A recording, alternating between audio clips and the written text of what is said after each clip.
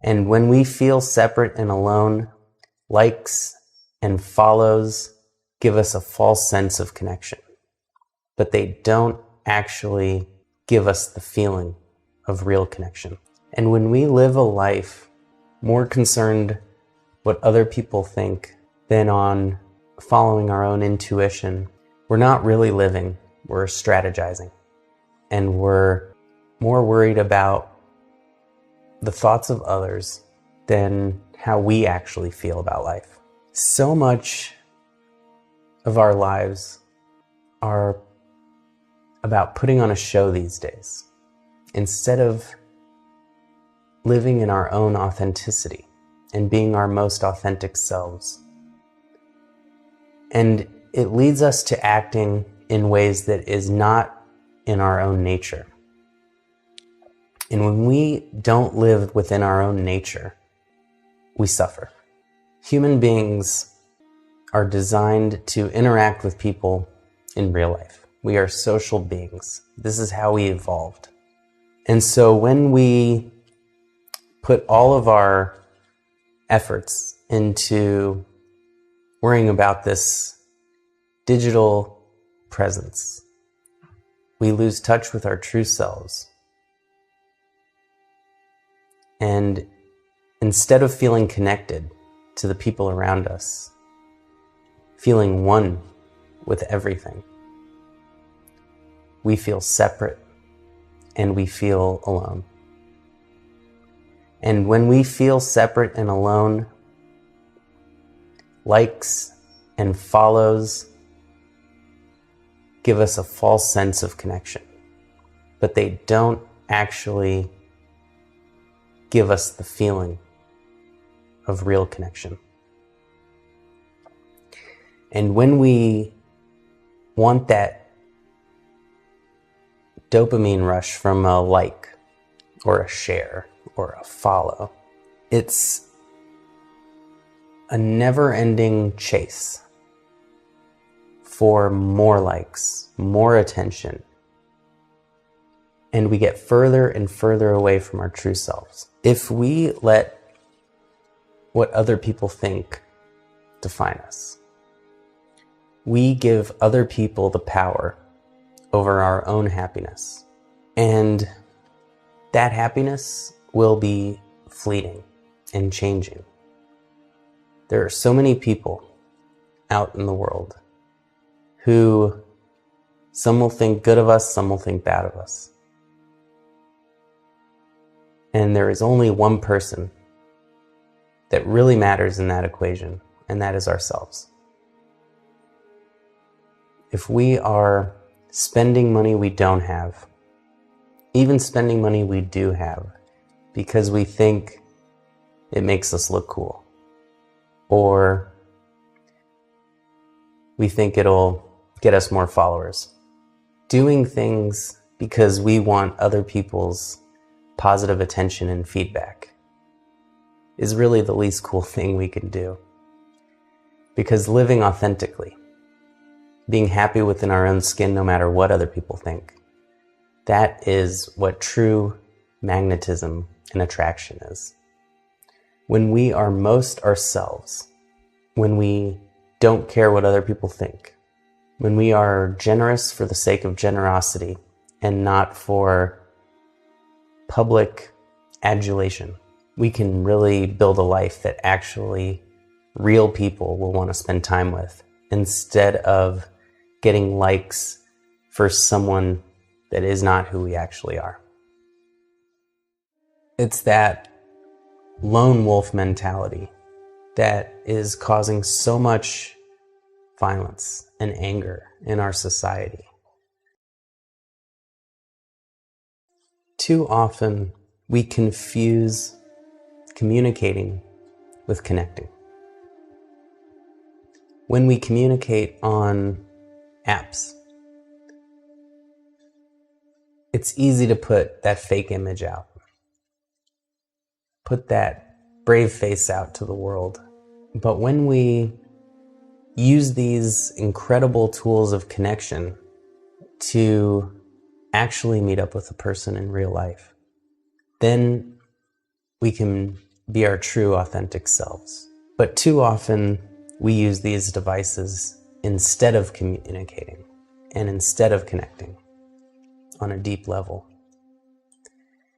And when we don't have that deep relationship with anyone, we are not getting our social needs met. These tools are very powerful, and we can stay in touch with people across the globe, but they cannot replace true connection. But they can instigate true connection. We can meet people online, we can meet them in real life, but it's when it replaces that in-person contact that a shallowness really comes into our lives. We really feed off of the feedback of others. And it's that lone wolf mentality that is causing so much violence and anger in our society, because these tools have replaced human-to-human contact. If we are suffering, if we are in a dark place, it's easy to feel alone, like we're suffering alone, and to hide that from the world. And when we have people in real life in our lives, they can help pull us out of that place. When we are just online, with communities online, people who don't really know us, don't really care about us, it's easy to fall into really detrimental, negative activity. And it can feel safe to hide that from the world, but it won't actually create a life worth living. And it's important to not lean on these digital relationships to the detriment of in-person relationships, because they are so much more valuable and so much more fulfilling than these online, shallow connections. It is truly healing to really connect with a person in real life. They have shown you live longer when you have a close community. And no amount of internet time can replace that. The problem is a lot of what's pleasurable is unhealthy and actually makes us miserable in the long run. And we become a slave to that dopamine hit. And we all feel it, because we all sense that urge to pull out our phone in line, in conversations, in the middle of a conversation we're having with someone right in front of us. Most of the time, we pull out our phone without even thinking and check the latest news feed. But that is the compulsion. That is the addiction. That is the cigarette smoker pulling out a cigarette. And it's so easy that we don't even think about it. And it becomes more common than smoking cigarettes. We are spending 8 to 10 hours a day these days on our phones. And it was made so much worse during the pandemic, when that was all there was to socially interact with people. And if you are using social media mindfully, if you are in advance planning time you'll spend on social media and not compulsively checking it throughout the day, if the people you follow and the news feed that you've curated is bringing you positive information that makes your life better, if it is giving you wisdom that you can apply to your life,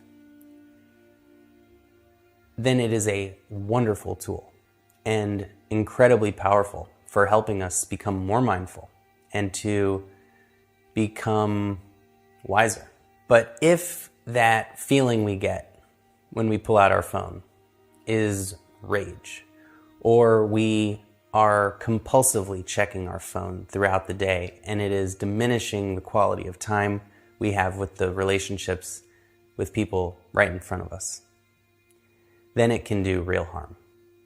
Then it can really take over our lives, and we live in a constant state of escaping the moment.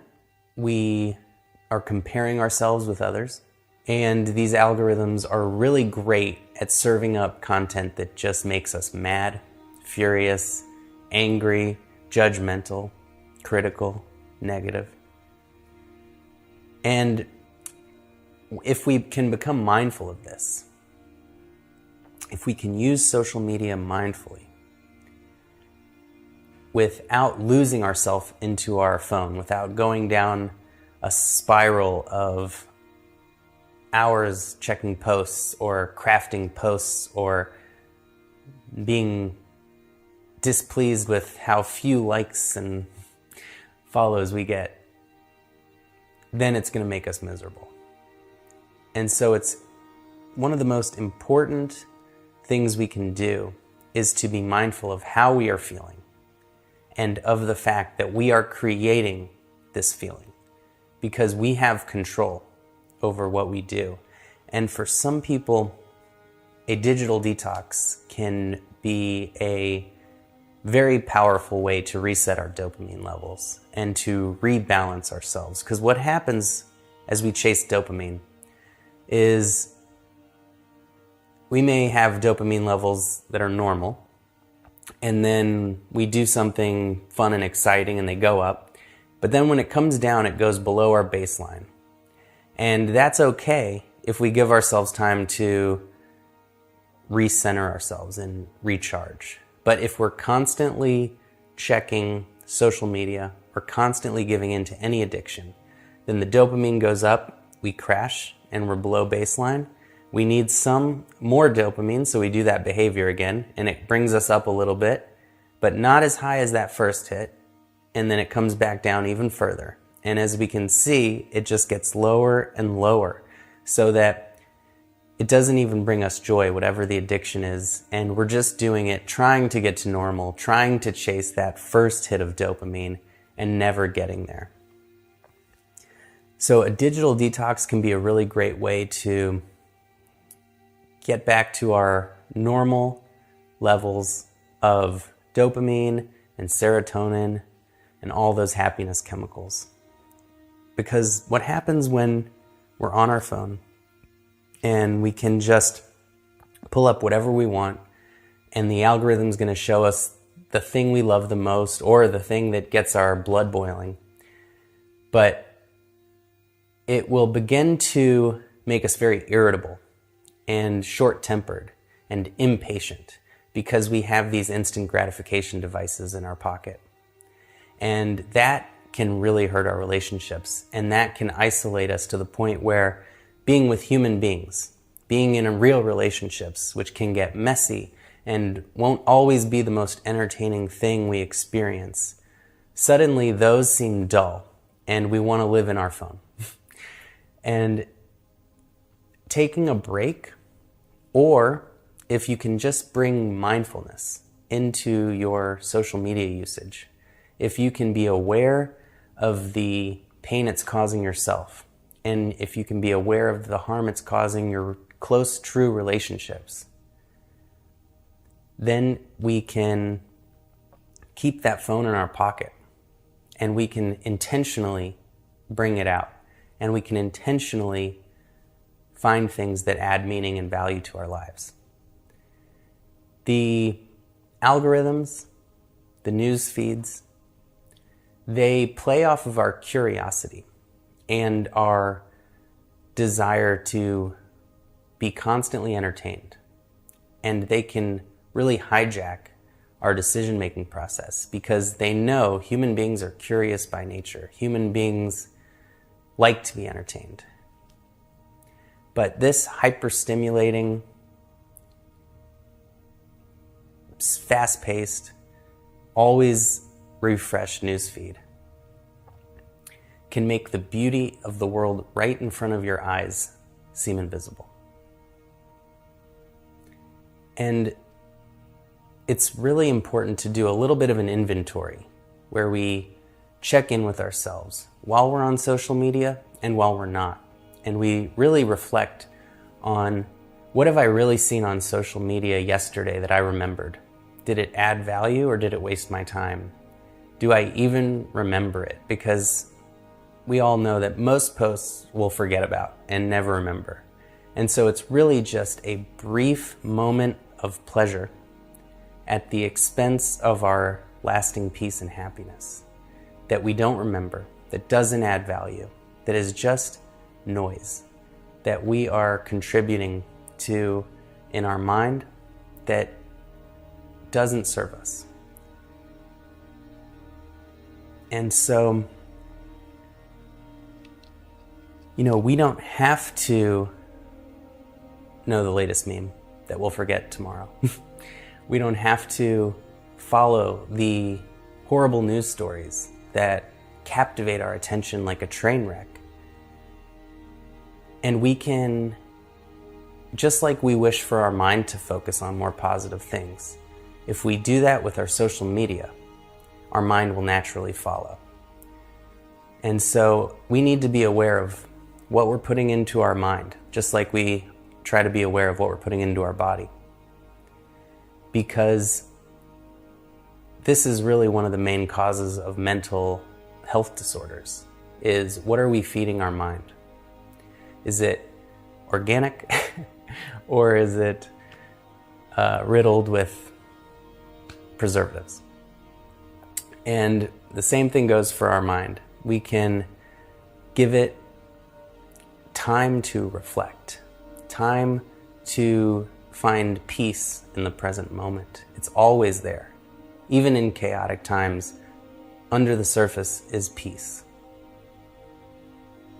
We take in what's around us, but how we respond, whether it's with stress, or whether it's us putting too much pressure on ourselves, or it's responding in anger, it's not the external situation, it's the internal situation that creates that environment within us.